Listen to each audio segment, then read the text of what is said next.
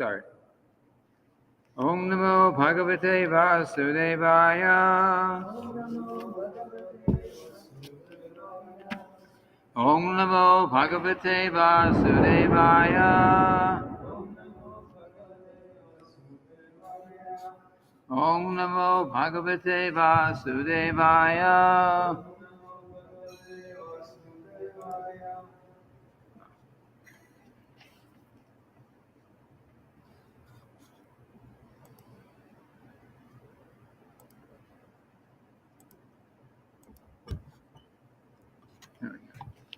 So we're reading today from the Srimad-bhagavatam,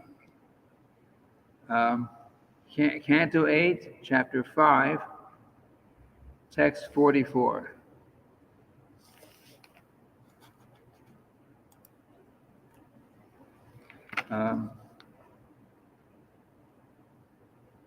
You got okay. You can read. Usually we have a little screen up in the front, but I have to prepare these things ahead of time, and things didn't work out yesterday, so we don't have it. But I'll chant the verse, and those who can follow it on the phone or on some device, then we'll do this, and tomorrow we'll be back to normal. So. Namostu tasma upashanta shaktaye.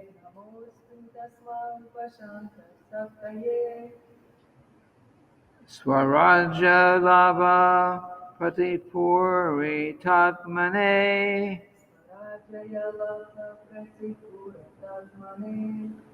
Guneshu maya rachiteshu vrittibir. Nasajamanaya nabasavad utaye.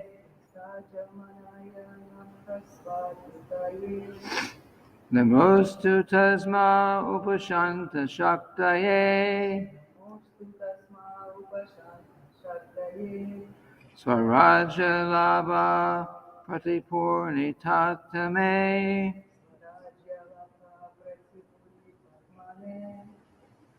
Guneshu maya rachiteshu vrittibir. Nasajamanaya labasvad utaye.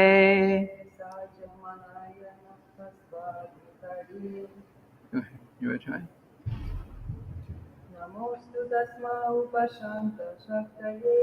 Namostu tasma upashanta shaktaye. Swaraja lava pratipurni tatmane.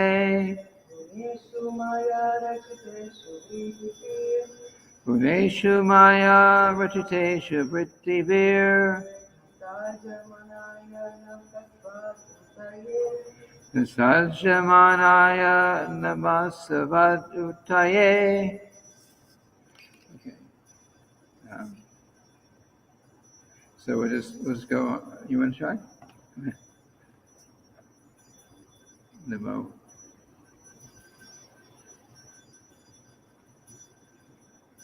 Namostu tasman.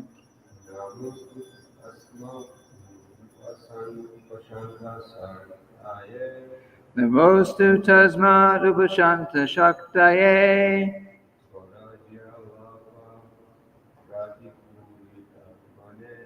Swaraja lava pratipurni tatmane.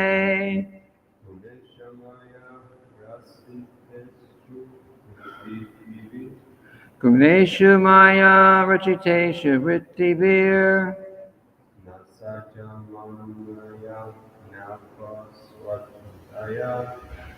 Sajamanaya nabasavad utaye.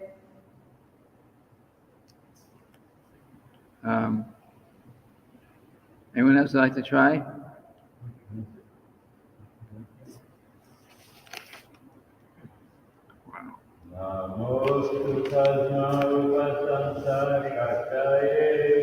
Namostu tasmad upashanta shaktaye.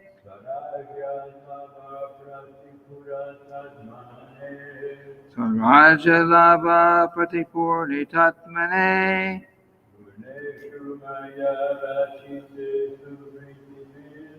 Guneshu maya rachiteshu vrittivir.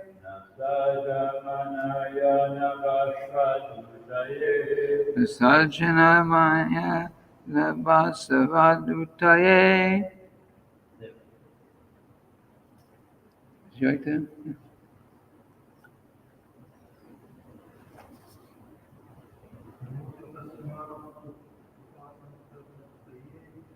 Namostu tasmat upashanta shaktaye.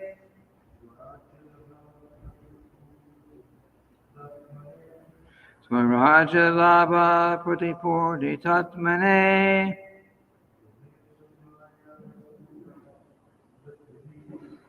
Guneshu maya rachiteshu vrittivir. Nisajjamanaya nabhasavadutaye. Okay, and the word for word synonyms. Namaha, our respectful obeisances. Astu, let there be. Tasmai, unto him. Upashanta shaktaye, who does not endeavor to achieve anything else. Who is free from restlessness. Swaraja, completely independent. Labha, of all gains. Pratipurita, fully achieved. Atmane, unto the Supreme Personality of Godhead. Guneshu, of the material world, which is moving because of the three modes of material nature. Maya rachiteshu, things created by the external energy. Vrittivi, by such activities of the senses. Sajjamanaya, one who does not become attached, or one who is above material pains and pleasures.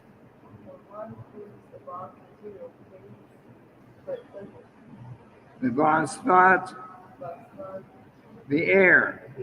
Utaye, unto the Lord, who can create this material world as his pastime.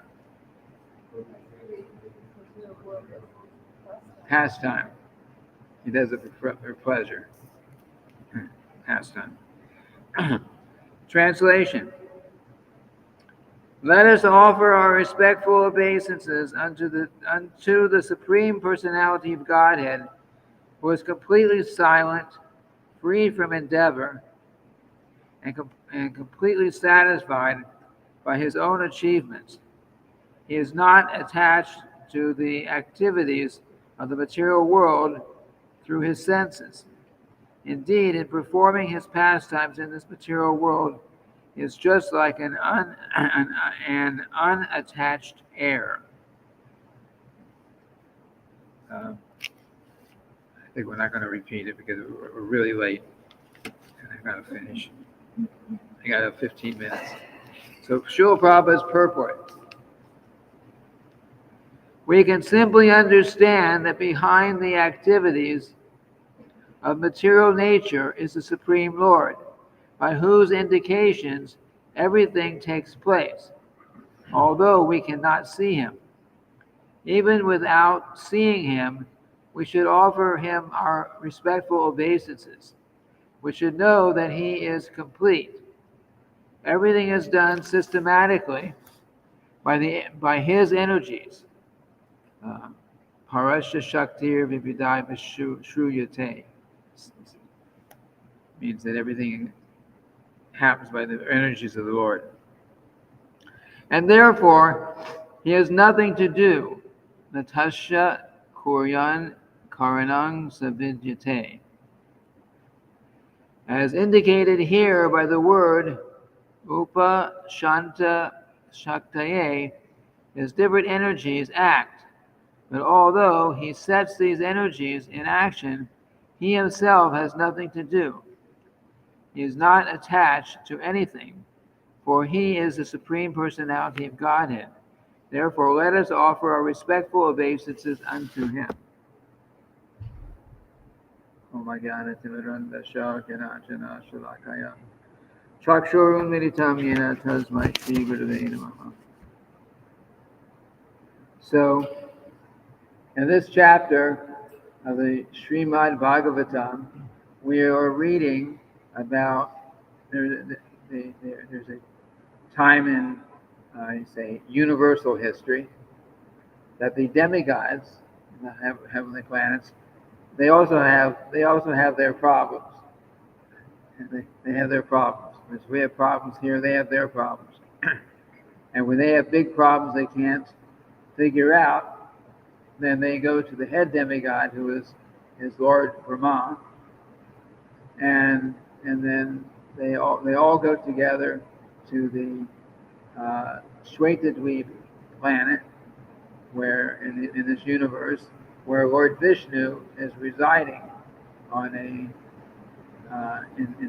the milk ocean. Imagine an ocean made out of milk, but that's what it is. And of course, it's eternal milk because the milk doesn't spoil as any other milk that would. But it's a milk ocean, and so he's residing there, and the demigods go and they pray to him. Particularly, Lord Brahma was praying on behalf of all the demigods, and so praying to the Lord is, usually we pray. People think of praying, God, give me this, give me that, give me this. I need this, I need that. Like the order supplier. And of course, they will also ask him for something because they have some big problem in the universe right then, and they have a big problem in the universe with the demons attacking.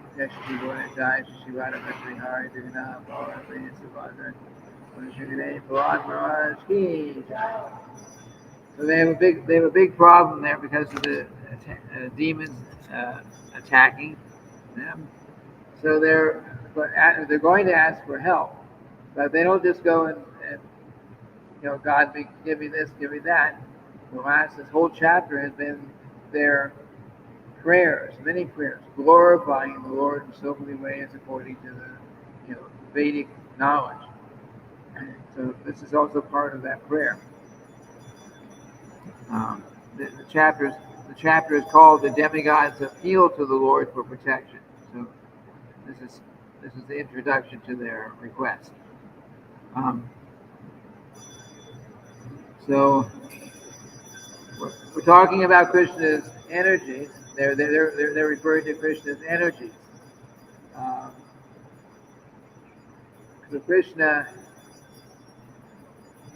is there are many forms of God. Not many gods, but many forms of God. So Krishna is says the Vedas say Krishna's tu Bhagavan Swaya. Means that Krishna is saying that Krishna is the source of all the other incarnations. So we have Vishnu, Narayan, and so on, and many different incarnations. But Krishna is the source. And Krishna being the source, the original form of God, he does what he really wants to do, and he just plays. He enjoys.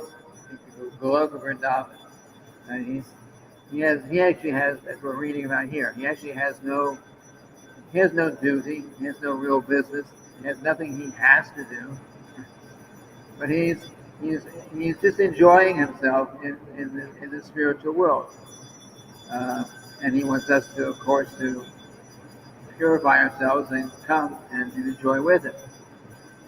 So, because we are here in this material existence, and the material world needs maintenance. Things have to be done in the material world. Sorry.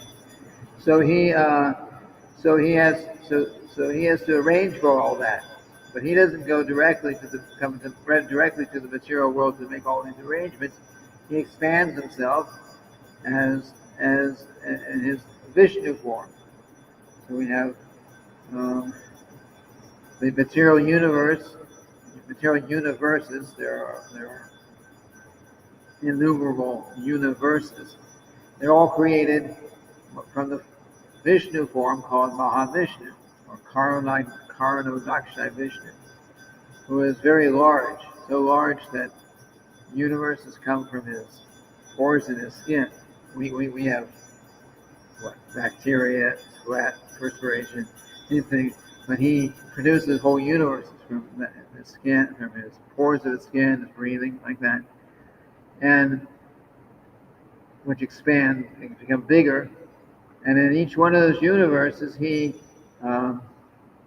expands himself in another Vishnu form called Garbhodaksha Vishnu.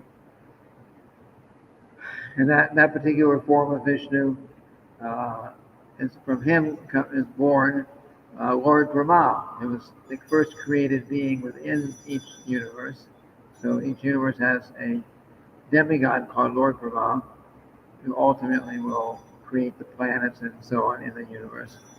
And then he further expands himself, or Garbhodaksha Vishnu expands himself in another form called Kshirodaksha Vishnu. And that Kshirodaksha Vishnu is everywhere. The Lord in the heart, the Lord in the heart, Super Soul we call Paramatma in Sanskrit. He's there in the heart. But he's not just in the heart. In the heart, he stays with us. Every living entity. There are, well, we just say unlimited living entities, innumerable living entities in the world. So the Lord,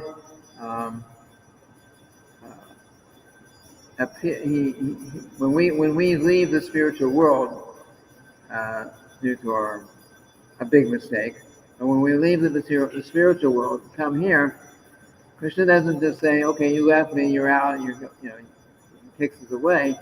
He lets us come here, lets us try to enjoy this material world, which of course we never can do properly. And he also stays with us. So Krishna, who's in the spiritual world, expands as a Paramatma, and he stays with every one of us, lifetime after lifetime, in every species of life. The soul doesn't just take human form of life. Anything that has any life that exists, there's a soul. So there's a soul, there's a soul. The animals have soul.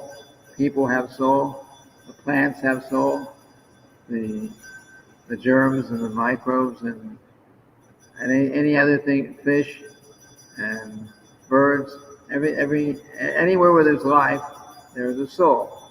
And wherever there's a soul, and Krishna, as the Paramatma, also goes with them. He's inside every living entity's body to remind us what we wanted to do from our previous lifetime, and well, that's in general for everyone. And then in the human form of life, when we finally come to the point that we say, "Hey, there's got to be something better than just trying to enjoy this world. I'm not satisfied." And then he directs us from within, that same super soul. He directs us from within to the somehow or other to come in contact with a spiritual master, or come in contact with, well, a spiritual master. There's many kinds of spiritual masters. So he directs us because he sees that we're getting frustrated with the material world. We want something better. And then he says, okay, now you go here, you make this contact, and you get in contact with somebody who can tell you about how to solve the problems of life and how to go back to the spiritual world. So he's there to guide us in that way. So Krishna is doing this for us, and at the same time, he doesn't have to do anything in his original form. He's just playing in the spiritual world. He doesn't directly, it's like if someone has a big company, the big boss, and he's got a lot of good managers in the in the company. You got a big company all over the world, and he's got many very good expert managers. Then he can ideally tell his managers, okay, you take care of all these things, and I'll check in on you once in a while. So, and then he can go out and play golf or something. he can go out and do something else while his managers make sure that everything goes on very nicely. So he's not. I mean, ideally, this material world, the big boss ultimately has quite a big headache. But it's an analogy. So analogies are only good to a certain point to help us understand the spiritual things. So Krishna is like that big boss.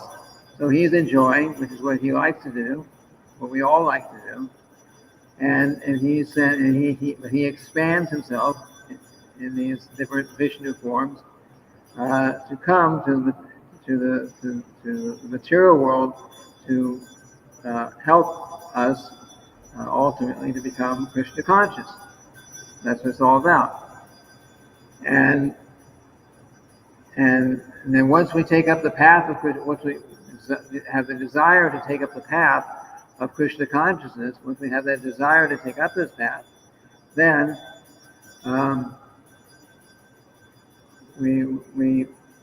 Krishna will bring us in contact with an association of devotees. So I've always bring up these points. But what is the first step, first level in a devotional, the stages of devotional service? What's the first one?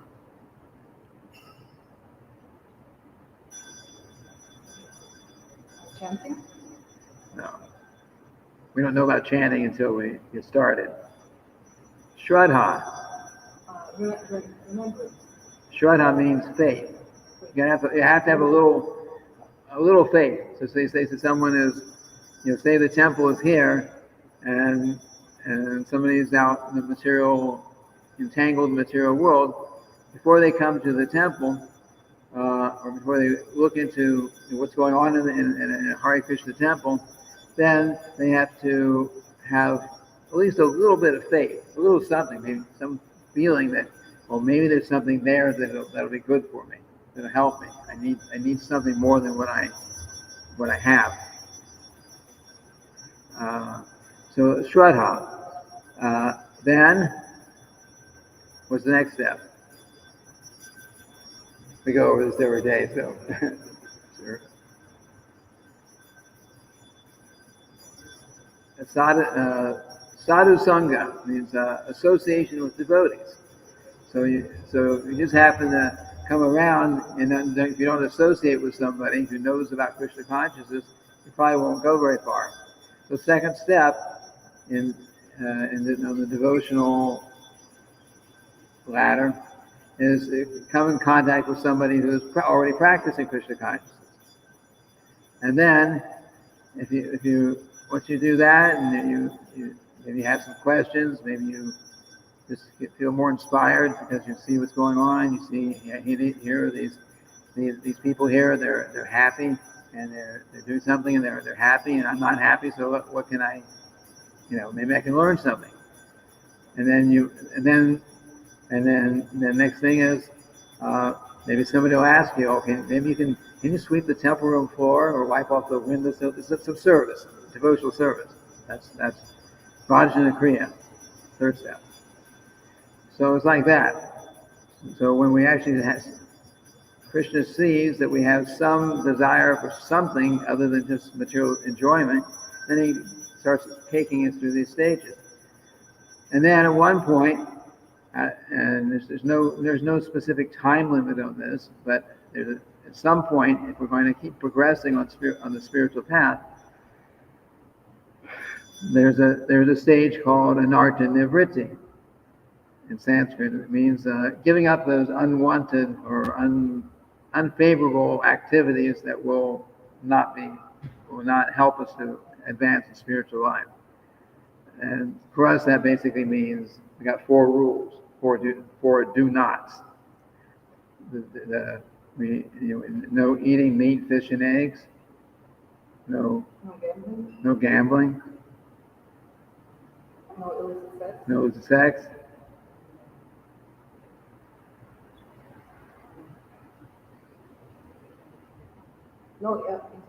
No intoxication. Okay.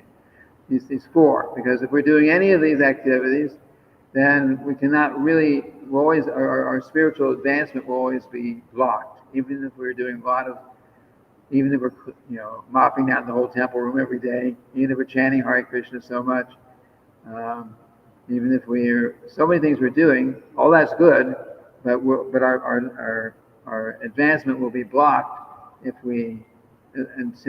long as we are not following avoiding those 4 activities, like that. And then after that, there actually are 9 stages, but after that it starts becoming easier. The hardest part is giving up, and you start becoming steady in your service. You get to a point where you're not really deciding, do I like this? If it's okay, maybe I'll, you actually become fixed in the determination that this is the right thing to do with my life. And then after that, you're kind of at the top of the hill, and then it starts to go, in a good sense, we're going downhill in the sense that it becomes easier. We're climbing up the hill, and then it's easier to go down. So like that. I'm supposed to actually end the class at 8:30. So it's 8:30 now. So I'm sorry we really got kind of a hard start today. I would like to open up if there's any questions. Anyone? You have a question, Prabhu? I have to leave, Prabhu. You have to leave. Okay. Hare Krishna. Hope to see you tomorrow. Any other questions? No? Okay. Okay, then we'll just end here for today, and tomorrow we'll continue on with the next verse. Number 45. Srila Prabhupada ki jai.